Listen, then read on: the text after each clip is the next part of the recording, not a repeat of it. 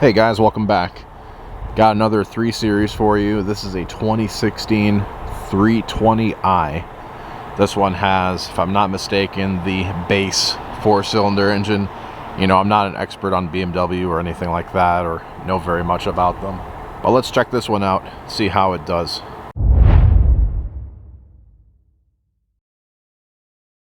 You know, I always wanted a car that had an interior color that closely resembled my my pants. Anyway, the rear seat room is not great.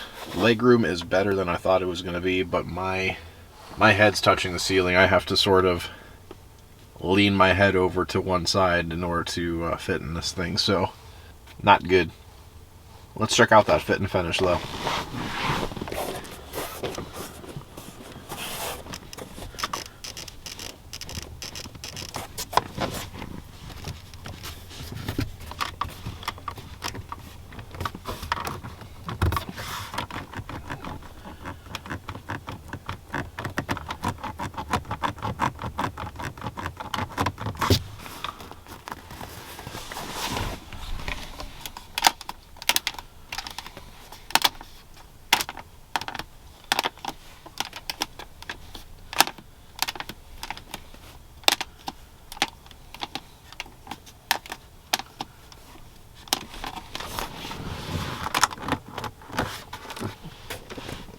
So the doors weren't bad, but this center console here had about 7 years worth of squeaks just waiting to be released. Let's check out those door handles. You know, I always pick the worst time to film these videos. Right when the sun is about to go down and the lighting's not so great. You know, I aim to please.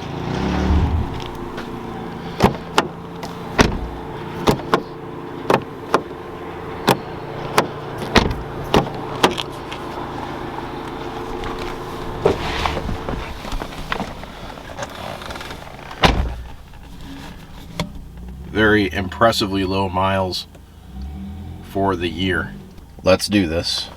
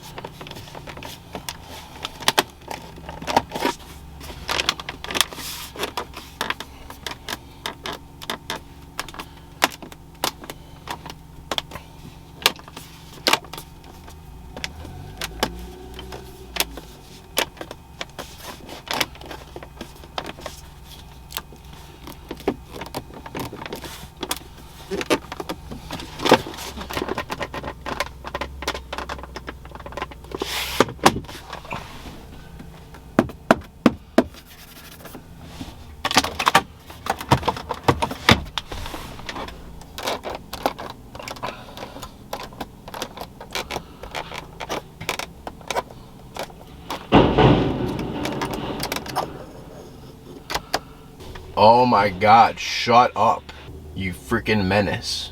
And now for the button check.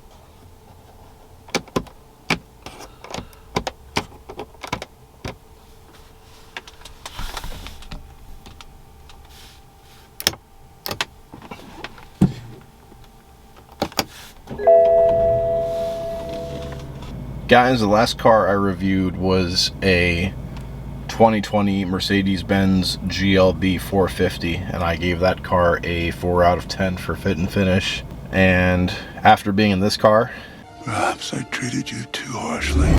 As you guys have witnessed with me, pretty much everywhere squeaked. This center console area by the radio controls and the climate controls was the worst part by far. It was god-awful, crunchy, loose, horrible. I need therapy after being in this car. This is also getting a 4 out of 10. Maybe I should have bumped up that GLB a little bit. I don't really know. But this is a 4 out of 10 all day. If I was really pissed off, maybe a 3. As far as materials go, not as bad. Like I said in the beginning of the video, I think this is more of a basic car, the 320i. I know you can upgrade some stuff on these cars to make them a little bit nicer. Here's what we're dealing with though. We do have like good enough soft touch in most areas. Even the glove box and lower, there's a little bit of a give in some of this vinyl material. It's not great, but it's there. So that's something. The main trim in here is this. I think this is again the base trim. This is some kind of plastic that looks like aluminum. Looks good, just don't touch. We have BMW's version of MB-Tex. I honestly forgot what they call it, but it feels equally as atrocious and rough as MB-Tex, if not more. Some car companies can pull off man-made leather or fake leather or whatever. BMW cannot do this either. The headliner's cloth, no problem there. The sun visor is pretty hard plastic. There's very, very little give, if any at all. Just not a pleasant material to touch at all. I know you can't really, yeah, there we go. It's not good, folks. And then the buttons and switch gear that are in this car, they're pretty typical, I guess, BMW from this era. Nothing too special, but they don't feel bad either. I'd say they're pretty average. The one thing I can complain about is these god-awful, stupid, retard turn signal levers that go into all of these older BMWs. You put it to the left and it stays on.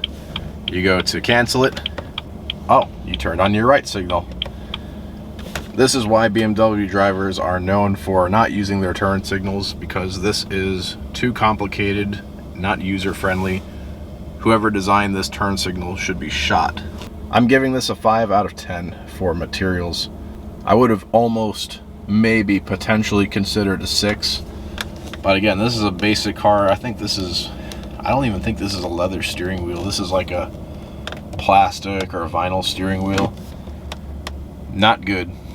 Don't like this one bit. I know this score probably would have been bumped up if we had wood instead of this plastic here, which I know you can get on these 3 Series.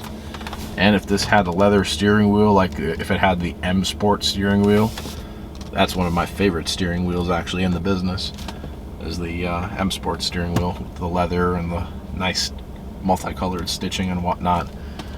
Well, I'm reviewing this car, so it gets a 5 out of 10. So there you guys have it.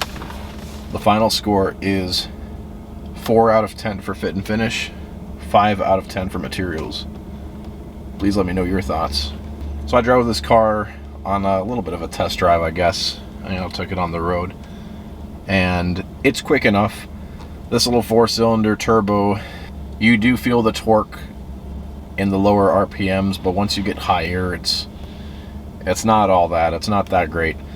Like, you really need to get at least the 328i to feel anything worthwhile. Otherwise, the handling is all right. It's sharp enough. A little bit of body roll, though. One thing I gotta tell you about is the steering. So the steering is very sensitive, very sharp when you move off center in both the comfort and sport modes. Now, the steering in comfort mode is way too damn light. When you put it into sport, it does get heavier. It feels better, but it still feels really artificial. You can still tell this is an electric power steering system and not hydraulic like on the generation before this. So, sharp steering, just wish it felt a little bit better. But decent car overall. If you're kind of a smaller person and you drive by yourself and you want something cheap and sporty, this is not too bad. Although I would recommend spend a little extra money and get that 328i, 335i if you're feeling pretty ambitious, but at least get that 28i for the power. I feel like this engine doesn't really vibe too well with the rest of the car, like in the 328. So those are just my 2 cents, but I'm just some fucking stranger on the internet. What do I know? Anyway, I'll catch you guys next time. Get your pictures submitted before December 31st if you have already heard about the giveaway, and if you have not heard about the giveaway, God bless your soul. I'll catch you next time. Peace.